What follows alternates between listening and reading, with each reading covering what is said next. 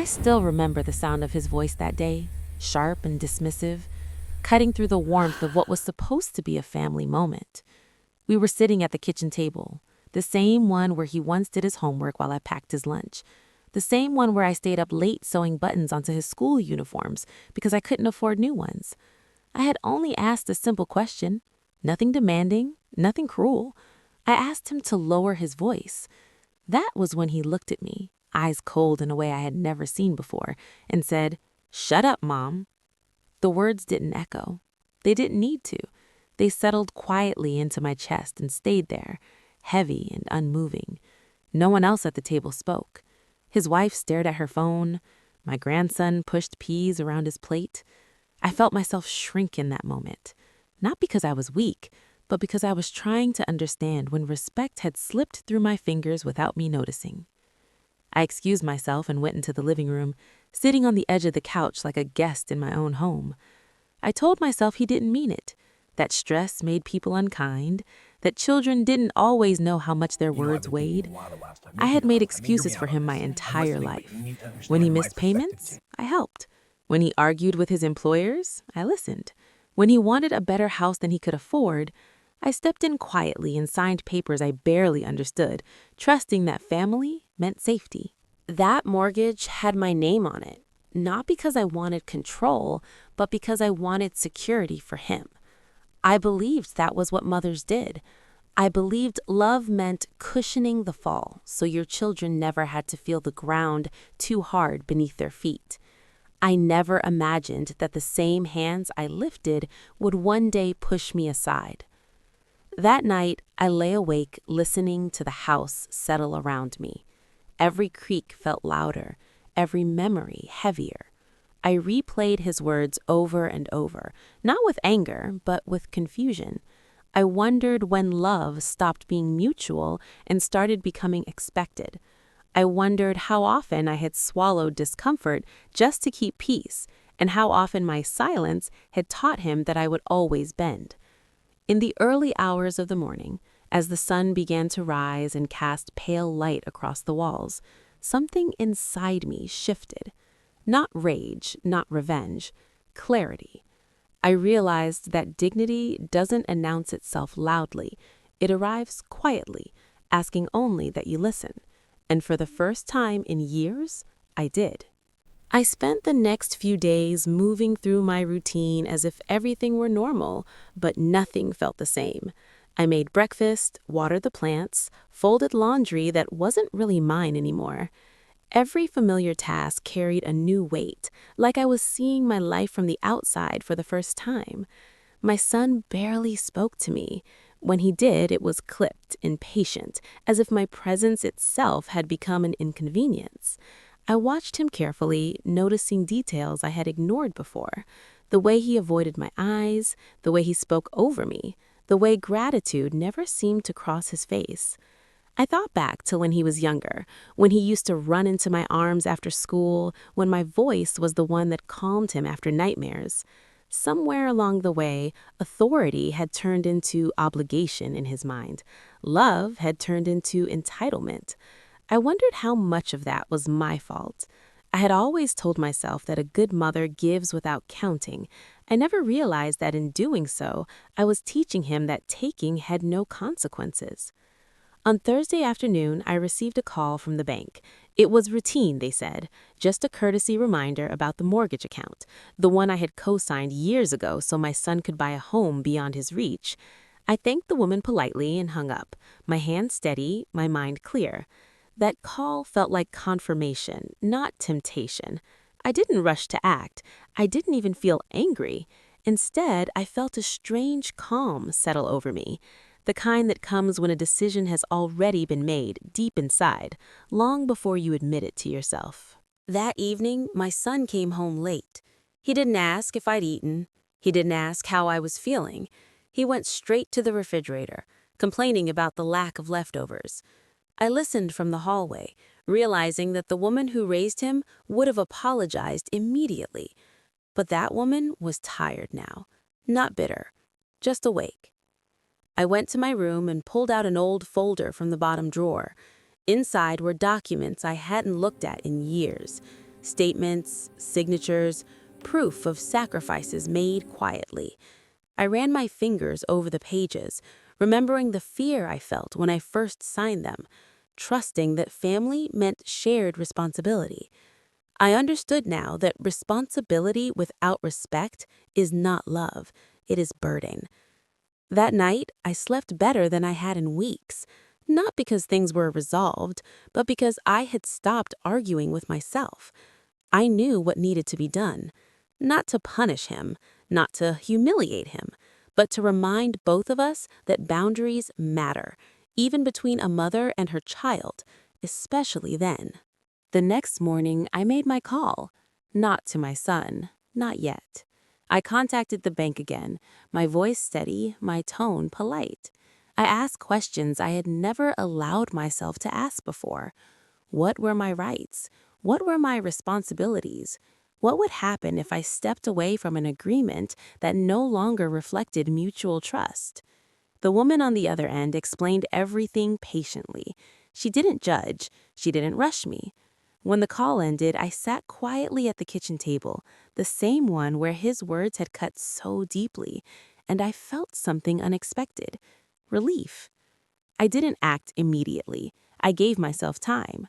Time to be sure that this choice came from clarity, not hurt. I watched my son over the next few days, how he spoke to his wife, how he dismissed small concerns, how quickly frustration turned into blame. I noticed how often he took and how rarely he acknowledged. These weren't new traits. They were patterns I had ignored because love told me to look away. On Sunday afternoon, he finally spoke to me again. Not to apologize, not to reflect. He complained about a payment schedule, about stress, about how hard everything was for him. He never asked how I felt, never acknowledged the words he'd used.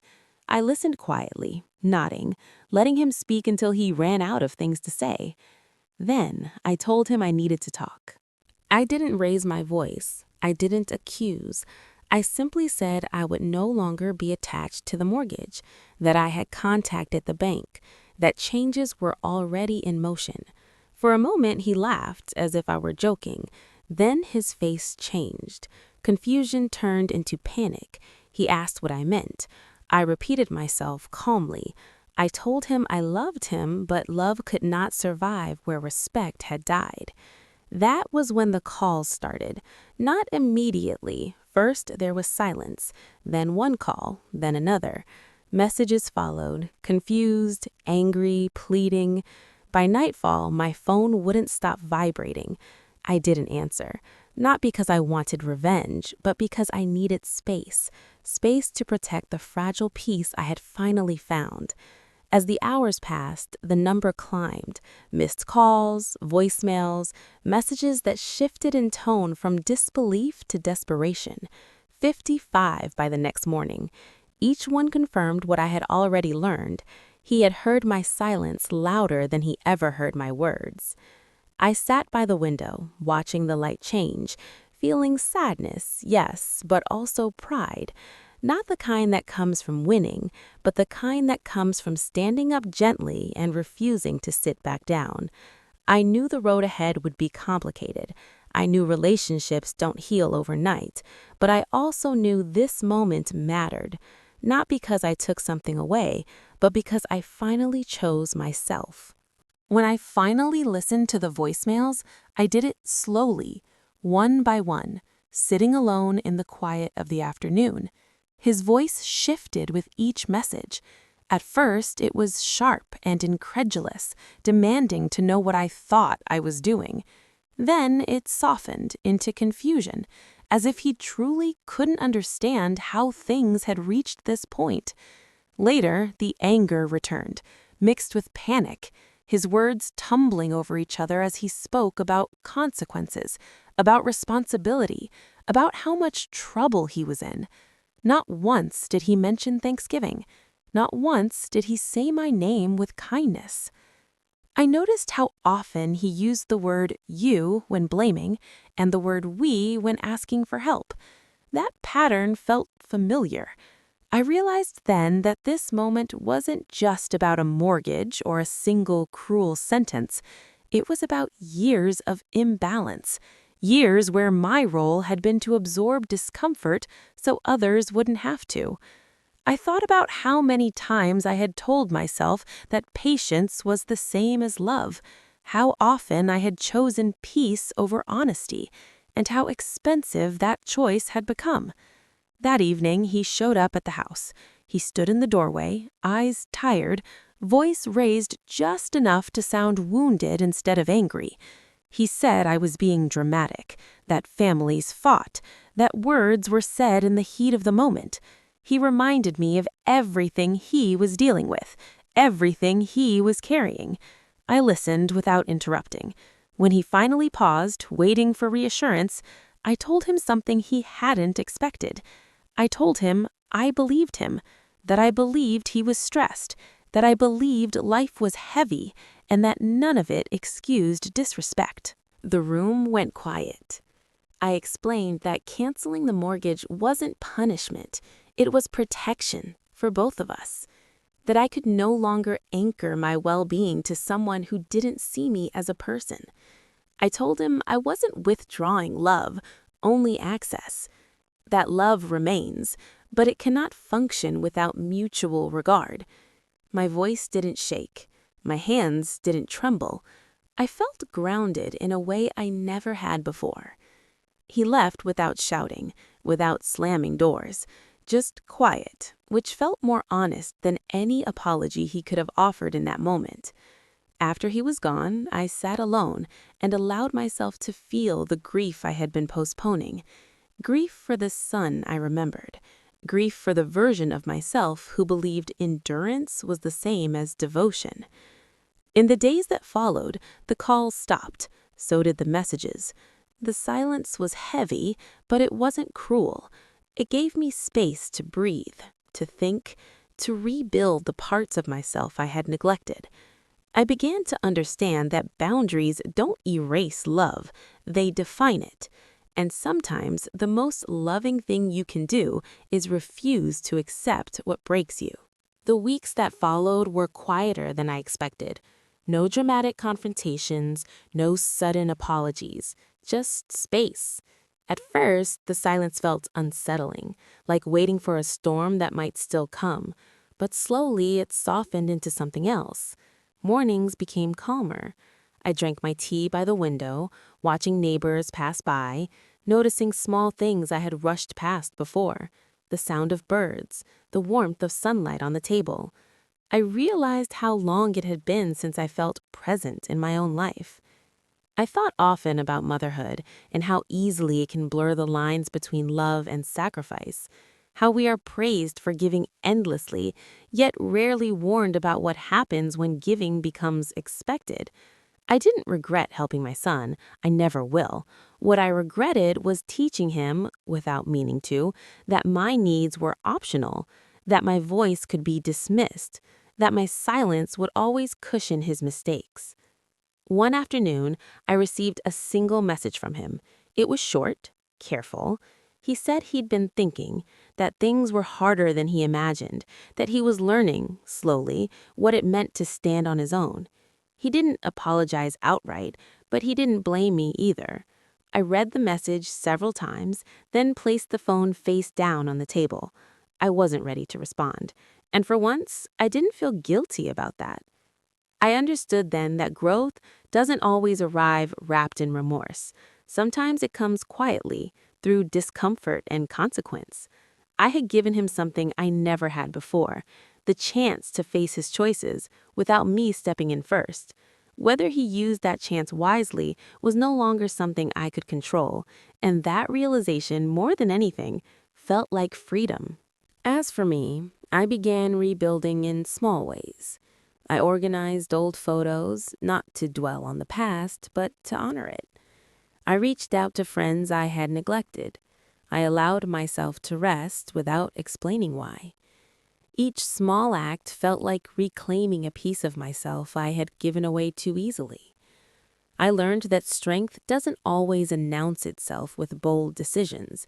Sometimes it lives in quiet consistency, in choosing peace again and again. I still love my son, That love didn't vanish when I drew the line. If anything, it became clearer, less tangled with fear and obligation. Love that survives boundaries is the kind that has a chance to heal. And if it doesn't, then at least it no longer costs you your sense of self. Looking back, I don't think of that day at the table with bitterness anymore. I think of it as the moment I finally listened to myself. His words hurt, yes, but they also revealed a truth I needed to face. Respect cannot be demanded after it is denied. It must be practiced before it is lost. I didn't cancel a mortgage to teach a lesson. I did it to remember who I was, a woman who deserved to be heard, a mother who could love without disappearing. And in choosing that, I found something far more valuable than control or revenge. I found peace, quiet, steady, and entirely my own.